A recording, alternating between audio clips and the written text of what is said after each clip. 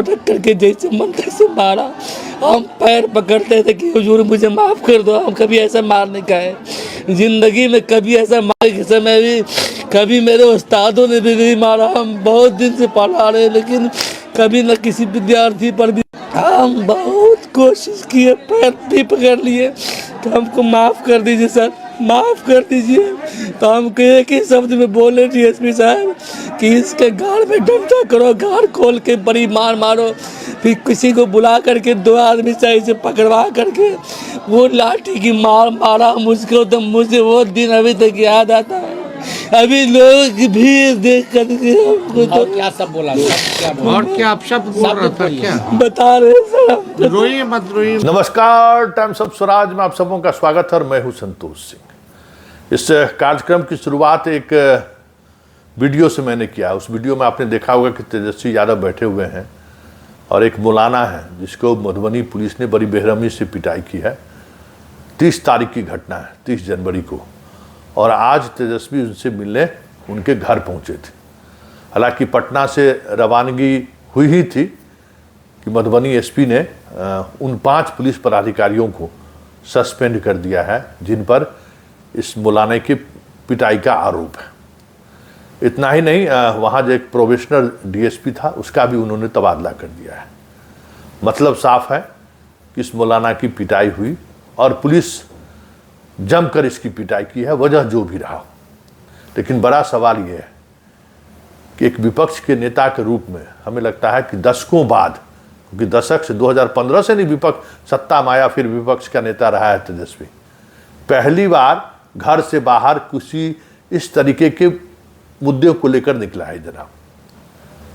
लेकिन बड़ी बात यह है कि आप मुसलमान था इसलिए गए या फिर पुलिस जुल्म के खिलाफ आप आवाज़ से आवाज़ मिलाने के लिए उस मौलाना के आवाज़ पर गए। ये बड़ा सवाल है, क्योंकि इन्हीं सवालों में छुपा है बिहार के गद्दी पर 2025 पर कौन बैठेगा। क्योंकि जो सक्रियता तेजस्वी ने आज पहली बार दिखाई है, अगर वो सक्रियता 5 वर्ष पहले जब से वो विपक्ष के नेता रहे हैं अगर दिखाई रहती तो आज हमें लगता है कि उनको मेहनत करने की जरूरत नहीं रहता। रोजाना इस तरीके के जुल्म हो रहे हैं, रोजाना पुलिस के द्वारा इस तरीके का जुल्म किया जा रहा है, जुल्म ढाया जा रहा है। अराजकता वाली स्थिति है, भ्रष्टाचार चरम पर है।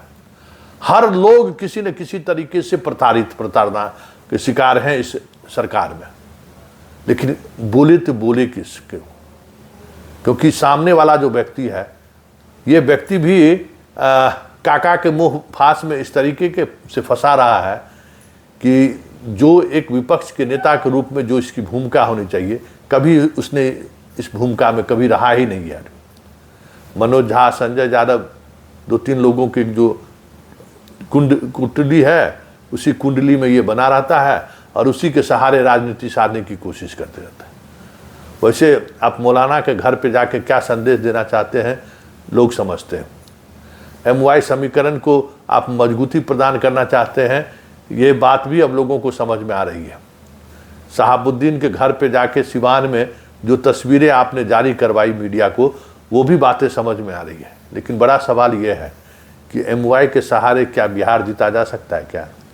जब लालू यादव MY से समीकरण के सहारे सत्ता में आखिरी दौर में उनको बाहर होना पड़ा और फिर वापसी नहीं हुई, नीतीश के कृपा से भले 1-2 बार आप मुख्यमंत्री उप मुख्यमंत्री बन गए लेकिन वापसी आपकी नहीं हुई। और 2020 का जनमत भी तेजस्वी का जनमत नहीं था।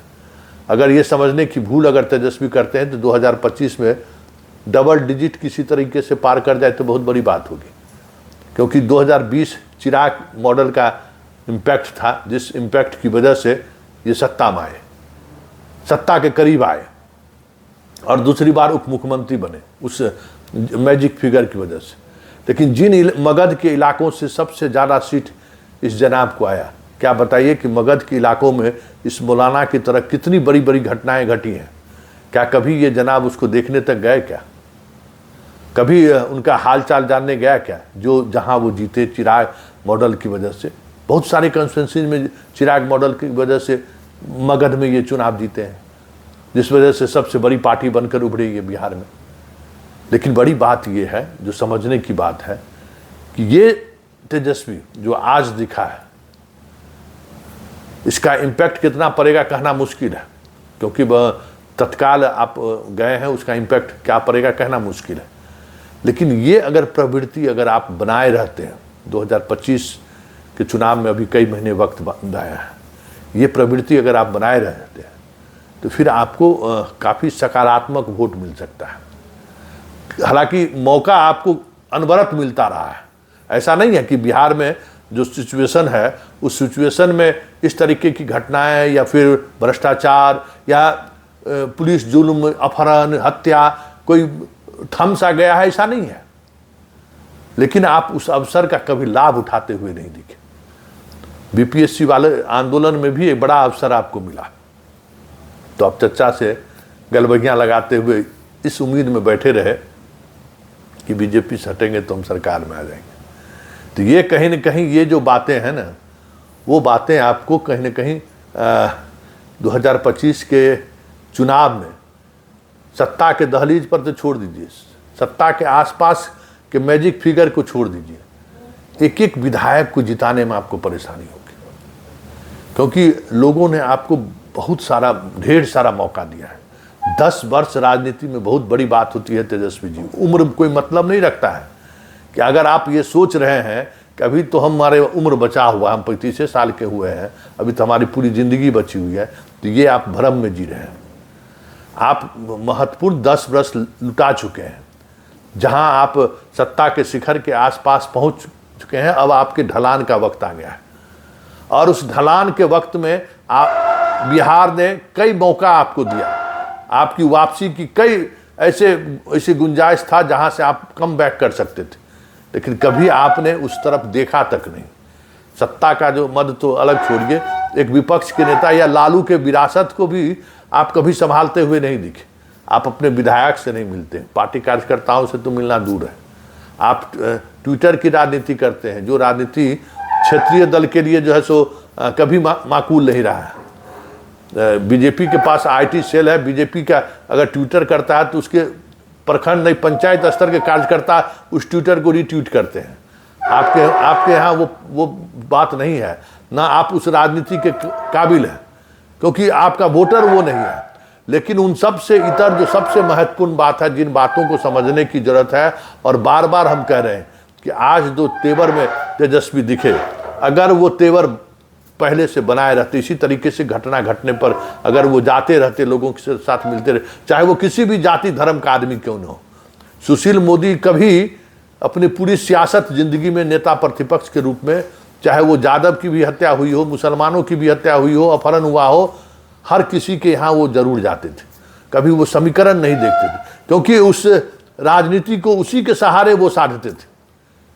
हमें लगता है कि नेता प्रतिपक्ष के रूप में ये अवसर तेजस्वी ने गवाया है। वैसे आज जिस तरीके से उन्होंने मौलाना के घर पहुंचकर हमदर्दी जताने की कोशिश की है, ये हमदर्दी कितना लाभ इनको पहुंचाएगा ये तो आने वाले वक्त में पता चलेगा। लेकिन इतना तय है कि इस तरीके की सियासत अगर ये चंद महीने जारी रखें तो ये सरकार इतनी कमज़ोर है, नीतीश इतने कमज़ोर हो चुके हैं, और बीजेपी में वो अब ताकत है ही नहीं। तो सच कहिए, तेजस्वी चंद महीने में ही उस ऊंचाई को प्राप्त कर सकते हैं जो एक नेता प्रतिपक्ष के लिए लोग उम्मीद करते हैं। क्योंकि और सरकार भी दबाव में है, ऐसा नहीं है। 5 पुलिस कर्मियों का जो निलंबन हुआ है, तुरंत संकेत है कि सुशील मोदी के समय में तो लालू यादव नोटिस तक नहीं लेता था। कोई घटना घट गई, नोटिस नहीं लेना है। ये अलग बात है कि नोटिस नहीं लेना ही सुशील मोदी को बिहार की राजनीति में स्थापित कर दिया, लेकिन यहाँ तो सरकार चंद घंटों में नोटिस लेकर सस्पेंड कर रहा है। तो जैसे ही तेजस्वी अगर मुद्दों को उठाए और इसी तरीके से मुद्दों को उठाएगा, तो सच कहिए ये सरकार इतनी कमज़ोर है ना, तेजस्वी का हर बात को मानने पर मजबूर होगी सरकार।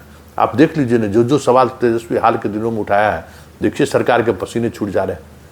ये अलग बात है कि तेजस्वी के साथ जो संवादहीनता की स्थिति कार्यकर्ताओं का है, नेताओं का है, विधायकों का है, उसका लाभ जदयू उठा रहे हैं। और चेहरा दिखाएंगे तो ये शक्ति यादव जैसे लोगों का ही चेहरा लेकर सामने आएंगे। कुछ ऐसे चेहरों के साथ अभी भी सियासत करने से बाज आ रहे हैं जो इनको नए तरीके से समाज के सामने स्थापित कर सकता है। ये यादव और मुसलमान से अभी भी बाहर नहीं निकल रहे। जो इनके सत्ता से जो इतनी दूरी बनी हुई है उसका वजह यही दो है।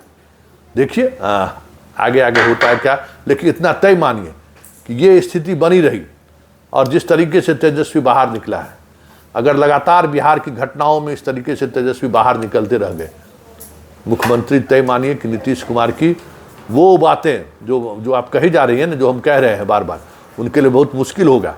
क्योंकि अभी अफसरशाह के सहारे सरकार चला रहे हैं।